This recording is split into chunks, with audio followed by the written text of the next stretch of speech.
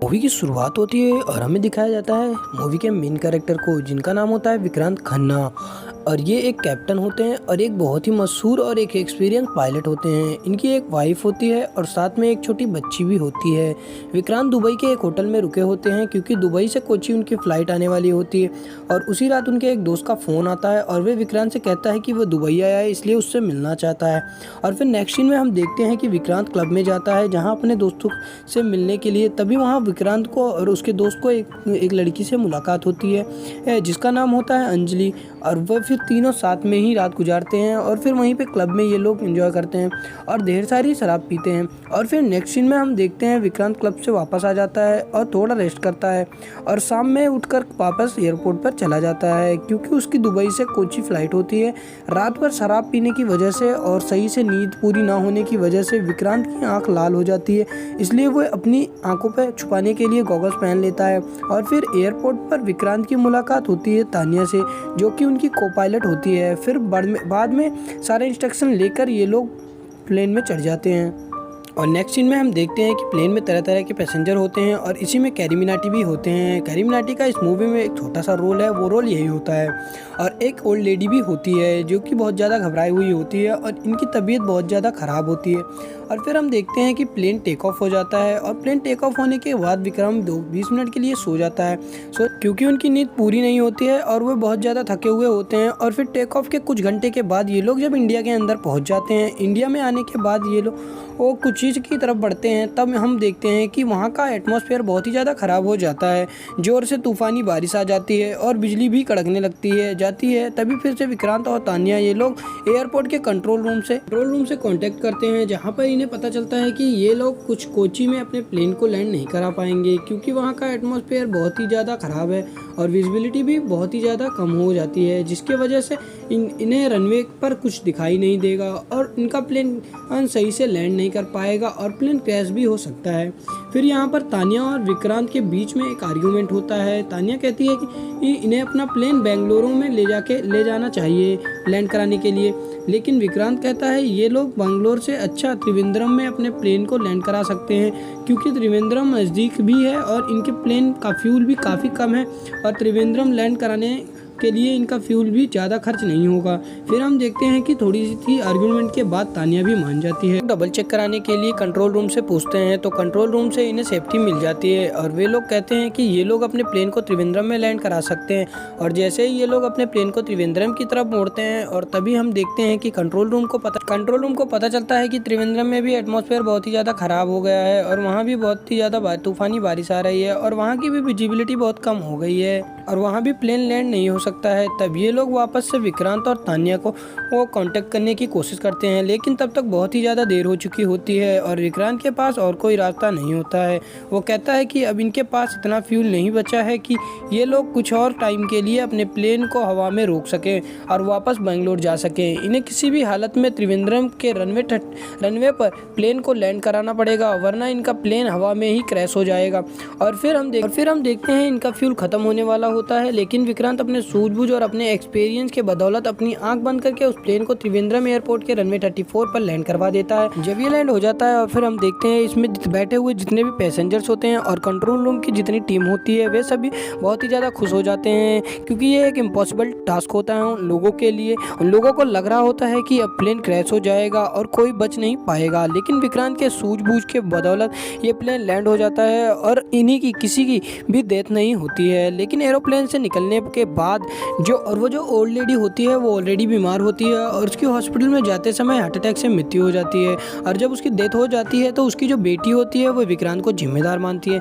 फिर हम next scene में देखते हैं कि एयरक्राफ्ट के इन्वेस्टिगेशन ब्यूरो टीम विक्रांत और तानिया का सवाल पूछती है पूरे इंसिडेंट के बारे में। ये केस आता है एयरक्राफ्ट इन्वेस्टिगेशन ब्यूरो कोर्ट में और जिसको लीड कर रहे होते हैं अमिताभ बच्चन और इनका इस फिल्म में नारायण वेदांत नाम होता है, जो कि बहुत ही ज़्यादा स्ट्रिक्ट होते होते हैं और इनका बहुत ही ज़्यादा नेम होता है इस ब्यूरो में। अब इस इंसिडेंट का case aircraft investigation bureau court में चला जाता है। मीन बाय न्यूज़ चैनल पे विक्रांत की बहुत ज़्यादा तारीफ होती है क्योंकि उन्होंने इतनी ज़्यादा समझदारी से 150 पैसेंजर्स की जान बचाई थी और प्लेन को क्रैश होने के बचा लिया था। कुछ दिन बाद कोर्ट में इनका केस जाता है और यहाँ पर हियरिंग स्टार्ट होती है, कोर्ट की कार्रवाई शुरू होती है और फिर हम देखते हैं कि नारायण वेदांत इस पूरे इंसिडेंट का जिम्मेदार विक्रांत को मानते हैं और कहते हैं कि ये एक बहुत ही बड़े लापरवाह पायलट हैं जो प्लेन टेक ऑफ होते ही 20 मिनट के लिए सो गए थे।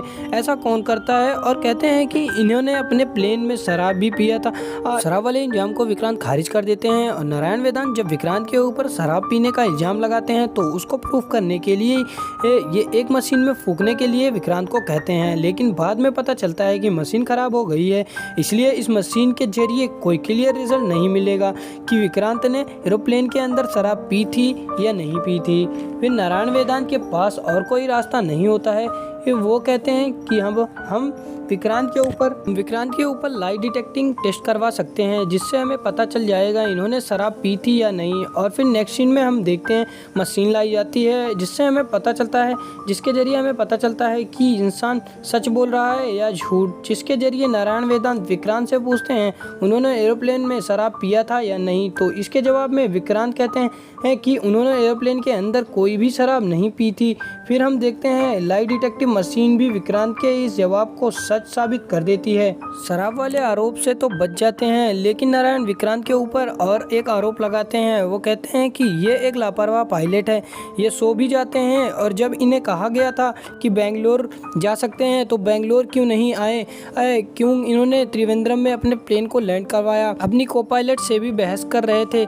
इनके को पायलट ने कहा था कि ये लोग बेंगलोर जाके प्लेन लैंड करवा सकते हैं, लेकिन इन्होंने बेंगलोर नहीं चुना, इन्होंने त्रिवेंद्रम को चुना अपने प्लेन को लैंड करवाने के लिए, जबकि वहाँ का एटमॉस्फेयर बहुत ख़राब था। इसके जवाब में विक्रांत कहते हैं कि इन्हें कंट्रोल रूम से ऐसी कोई सूचना नहीं मिली थी कि त्रिवेंद्रम का एटमॉस्फेयर और माहौल बहुत ख़राब है, इसलिए उन्होंने ये फैसला लिया था त्रिवेंद्रम में अपने प्लेन को लैंड कराने का। दोस्तों यहाँ पर डे 1 की हियरिंग ख़त्म हो जाती है और फिर हम देखते हैं कि नेक्स्ट डे आता है और नेक्स्ट डे की हियरिंग में नारायण वेदांत तान्या से सवाल पूछते हैं। सवाल पूछते पूछते नारायण वेदांत तान्या को बहुत ज़्यादा प्रेशर करते हैं और प्रेशर में आकर तान्या कह देती है, जिसकी वजह से विक्रांत की मुसीबत और भी ज़्यादा बढ़ जाती है। तान्या नारायण वेदांत के प्रेशर में आकर बता देती है कि विक्रांत जब एरोप्लेन में आए थे तो उनकी आंखें लाल थी, यानी उनकी नींद पूरी नहीं हुई थी और शायद उन्होंने शराब भी पी थी। और तान्या गलती से ये भी बता देती है कि विक्रांत ने रनवे 34 पर प्लेन को लैंड कराते समय अपनी आंखें बंद कर ली थी।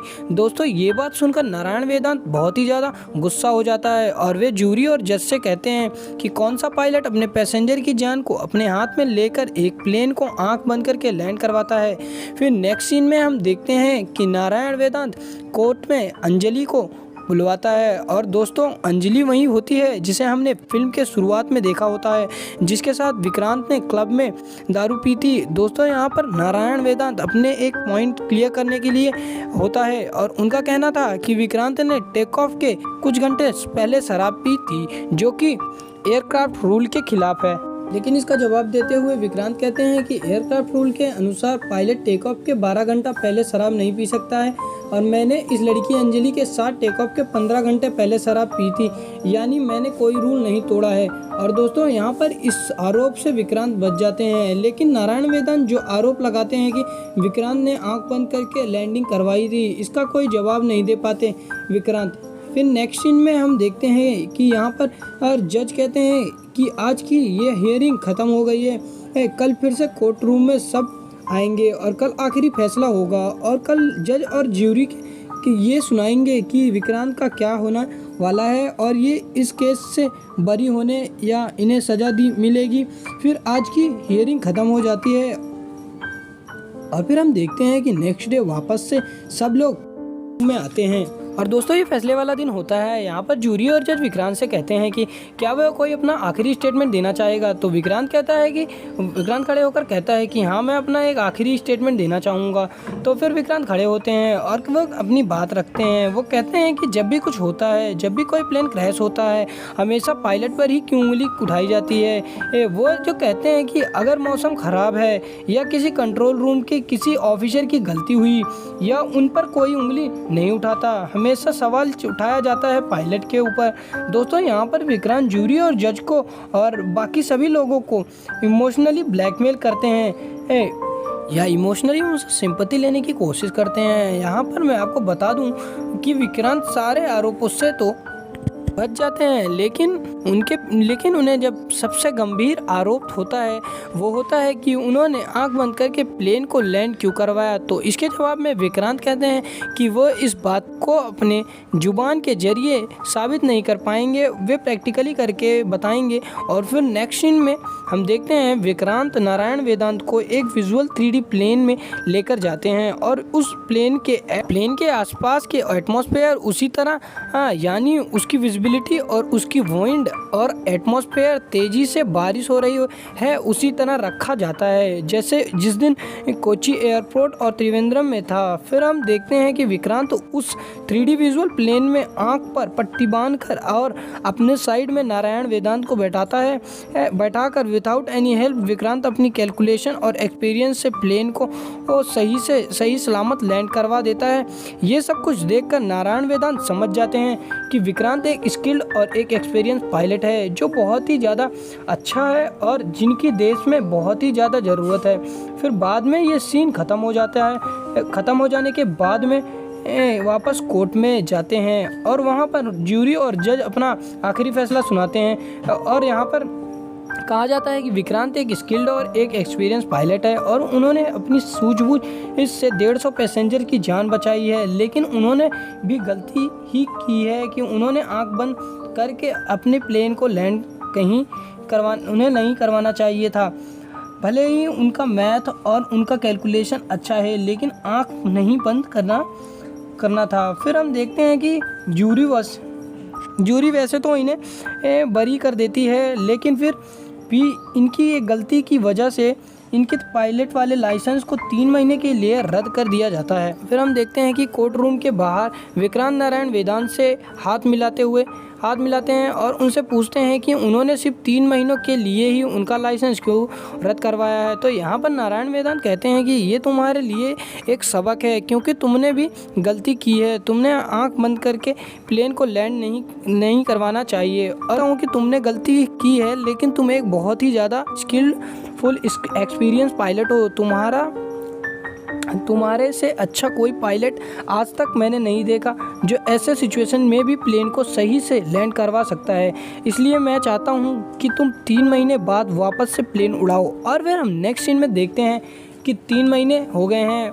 3 महीने बाद वापस से विक्रांत को उसका पायलट वाला लाइसेंस मिल जाता है और हम देखते हैं कि विक्रांत वापस से प्लेन उड़ाने के लिए एयरपोर्ट जाते हैं और इसी के साथ मूवी का एंड हो जाता है। सो गाइस, अगर मूवी अच्छी लगी तो मूवी को लाइक कर दो और चैनल पे नए हो तो चैनल को सब्सक्राइब